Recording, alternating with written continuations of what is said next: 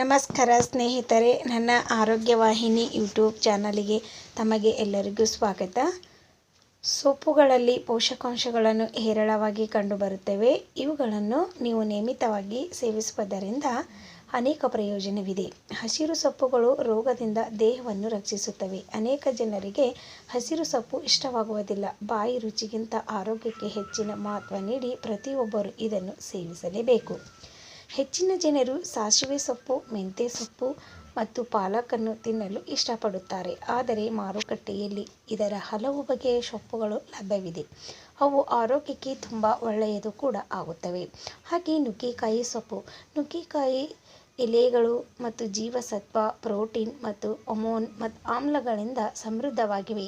ಸಂಧಿವಾತ, ಮಧುಮೇಹ, ಹೃದಯಕ್ಕೆ ಸಂಬಂಧಿಸಿದ ರೋಗಗಳು, ಉಸಿರಾಟದ ಕಾಯಿಲೆಗಳು, ಚರ್ಮ ಮತ್ತು ಜೀರ್ಣಕ್ರಿಯೆ ಸಮಸ್ಯೆಗೆ ಇದು ರಾಮಬಾಣ. ಪಾಲಕ್ ಸೊಪ್ಪು ಕಬ್ಬಿಣ, ಕ್ಯಾಲ್ಸಿಯಂ ಮತ್ತು ಮೆಗ್ನೀಷಿಯಂನಿಂದ ಸಮೃದ್ಧವಾಗಿದೆ. ಇದರ ಸೇವನೆಯಿಂದ ಚರ್ಮದ ಮೂಳೆಗಳು ಮತ್ತು ಕೂದಲು ಆರೋಗ್ಯಕರವಾಗಿರುತ್ತವೆ. ಚಳಿಗಾಲದಲ್ಲಿ ಇದನ್ನು ಸೇವಿಸುವುದರಿಂದ ರೋಗಗಳು ಕೂಡ ಕಡಿಮೆಯಾಗುತ್ತವೆ. ಮಧುಮೇಹ ಇರುವವರು ಪಾಲಕ್ ತಿನ್ನಲು ಸಲಹೆ ನೀಡುತ್ತಾರೆ. ಹಾಗೆ ಮೆಂತ್ಯ ಸೊಪ್ಪು ಆರೋಗ್ಯಕ್ಕೆ ತುಂಬ ಪ್ರಯೋಜನಕಾರಿ. ಇದು ಅನೇಕ ರೋಗಗಳಿಗೆ ರಾಮಬಾಣ ಹಾಗೂ ತೂಕ ಕೂಡ ಕಡಿಮೆ ಮಾಡಲು ಇದು ಮೆಂತ್ಯ ಸೊಪ್ಪು ಅಧಿಕವಾಗಿ ನೆರವಾಗುತ್ತದೆ. ಹಾಗಾಗಿ ಸ್ನೇಹಿತರೆ, ಈ ಮಾಹಿತಿ ನಿಮಗೆ ಇಷ್ಟವಾದರೆ ಸಬ್ಸ್ಕ್ರೈಬ್ ಆಗುವುದು ದಯವಿಟ್ಟು ಮರೆಯಬೇಡಿ.